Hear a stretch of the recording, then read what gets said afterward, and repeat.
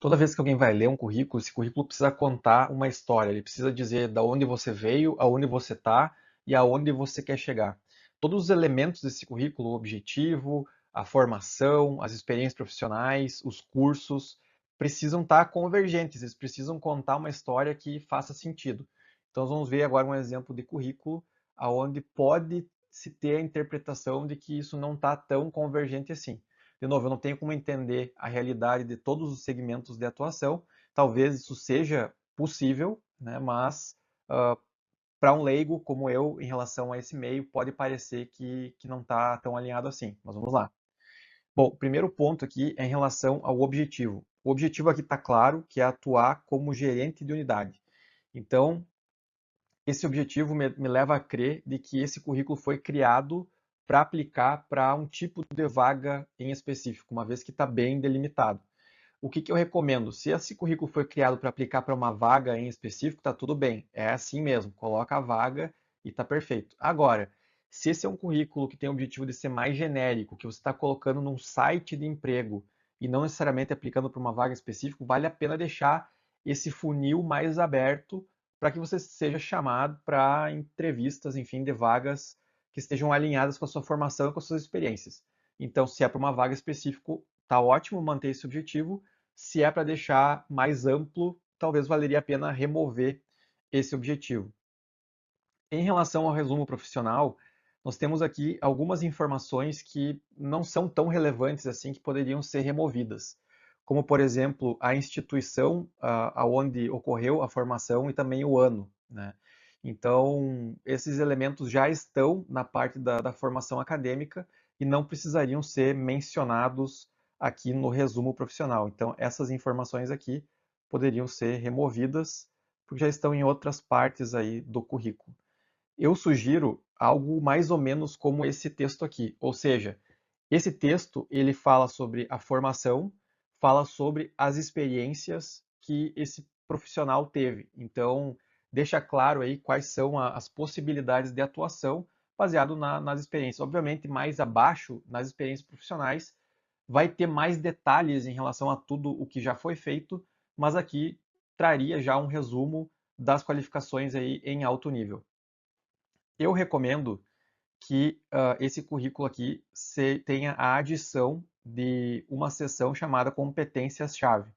Essas competências-chave deveriam ser adicionadas aqui logo após o resumo profissional, e aqui então teria a possibilidade de pegar alguns elementos que estão aqui nesse resumo e também alguns elementos que estão aqui nas experiências profissionais para adicionar como competências que você tem, ou seja, aqueles conhecimentos técnicos, aquelas habilidades comportamentais que você acredita que são relevantes para o seu meio de atuação e que de preferência sejam palavras-chave, que estejam alinhadas com as vagas que você está em busca. Então, se você for nas vagas que você está buscando e olhar pelas competências que são exigidas, ou ainda na descrição da vaga, vão ter alguns elementos que se repetem, que são característicos da sua área de atuação. Esses são os elementos que você deve adicionar aqui, obviamente, desde que você atenda os mesmos. Então, isso facilita tanto para um recrutador que está lendo o currículo encontrar essas palavras e dar o match com o que ele está buscando, como também para sistemas de triagem que vão estar buscando por essas palavras aí nos currículos. Então, bem importante adicionar essa seção aqui de competências-chave. O próximo ponto é que as formações acadêmicas eu sempre recomendo que sejam colocadas depois das experiências profissionais. As experiências profissionais têm um peso maior enquanto você está lendo o currículo do que a formação. Por quê? Porque entende-se que a formação é um requisito mandatório. Quando você está aplicando para uma vaga de nutricionista ou de engenheiro, quem não tem essa formação não poderia estar aplicando para essa vaga. Então já se subentende que quem está participando desse processo já atende esse requisito. Então, tendo isso já validado, que a pessoa atende esse requisito, o interesse maior é nas experiências que essa pessoa tem, nos conhecimentos que essa pessoa tem. Por isso que essas informações devem ser colocadas acima no currículo. Em relação às experiências profissionais, está muito boa a descrição desse primeiro ponto aqui. Acredito que esses tópicos estejam bem elaborados, dão uma boa visão aqui de todas as experiências que esse profissional teve aqui dentro dessa oportunidade. Eu recomendo que essa segunda parte aqui, em relação a essa outra experiência, seja também quebrada em tópicos, assim como essa primeira aqui já está. Então, existem possibilidades aqui de quebrar esse texto em tópicos, e aí fica mais fácil de quem está lendo acompanhar aí essas experiências. Então, transformar esse texto corrido em tópicos ficaria muito bom. Em relação aos cursos complementares, eu acredito que essa seção aqui está na posição correta, logo antes dos idiomas, ou de outros nesse caso aqui. Cursos complementares, eu acredito que a minha recomendação para essa pessoa seria buscar fazer mais cursos complementares. Então, aqui, se fez algum curso, alguma atividade durante a vida acadêmica que seja interessante de mencionar aqui, coloca. Eu entendo que pela leitura do currículo seja alguém em início de carreira, então fica mais difícil aí de ter feito várias atividades de aperfeiçoamento, mas se teve algo relevante que foi feito durante a graduação, pode ser adicionado aqui. E também recomendo que se busque realmente realizar atividades complementares aqui para ir recheando um pouco mais essa sessão. Quando você lê um currículo e você vê uma sessão de cursos complementares apenas com Excel, por exemplo, dá uma impressão ruim, né? Existem hoje vários cursos disponíveis aí em relação aos mais diversos temas, de forma gratuita ou paga.